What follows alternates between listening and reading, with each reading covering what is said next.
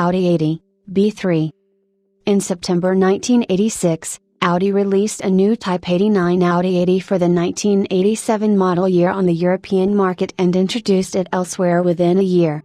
It was based on a new platform which broke the relationship between the 80 and the Volkswagen Passat, the corresponding third generation of which used the transverse-engine Volkswagen B3 platform, whilst Audi stuck with the longitudinal front-wheel drive layout for the B3 Series 80. Production codes were Type 89 from 1987 to 1989, and Type 8A from 1990 onwards, in line with the restructuring of many VW platform designations. It introduced a new aerodynamic look and a fully zinc-coated galvanized body shell. Unlike its predecessor, the B3 was marketed worldwide only as the Audi 80 or Audi 90.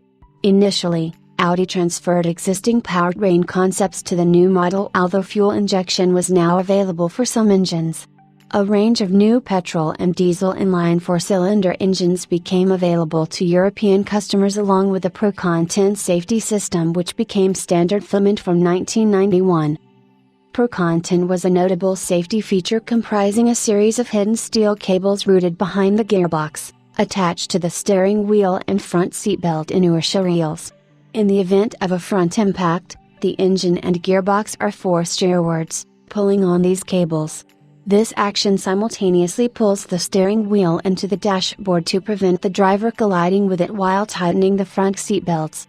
This innovation was a precursor to the airbag, which became popular on mass-produced cars during the 1990s after being patented by Mercedes-Benz in 1982. In 1987, the Audi 90 was reintroduced as an upmarket, more luxurious variant of the 80.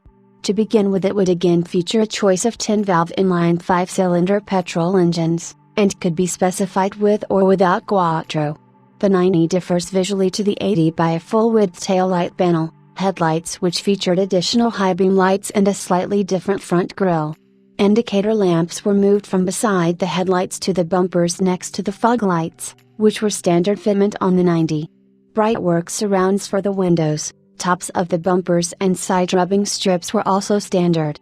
Interiors were upgraded over the 80, featuring velour seat coverings and a slightly more generous level of equipment.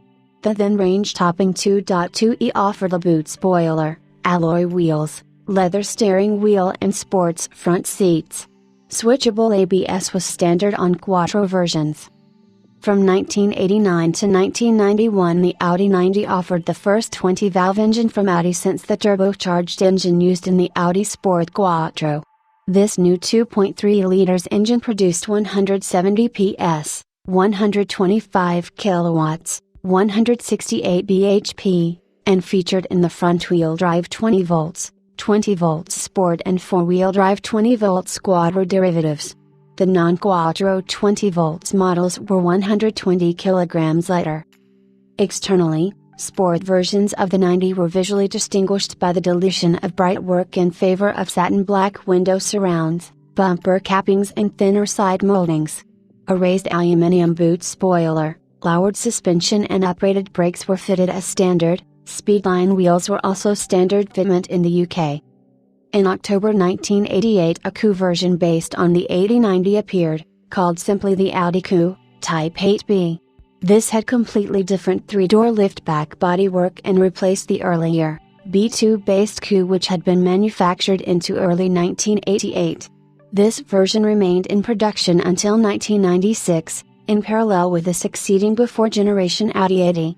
A convertible was planned from the beginning but did not appear until May 1991 as the Audi Cabriolet.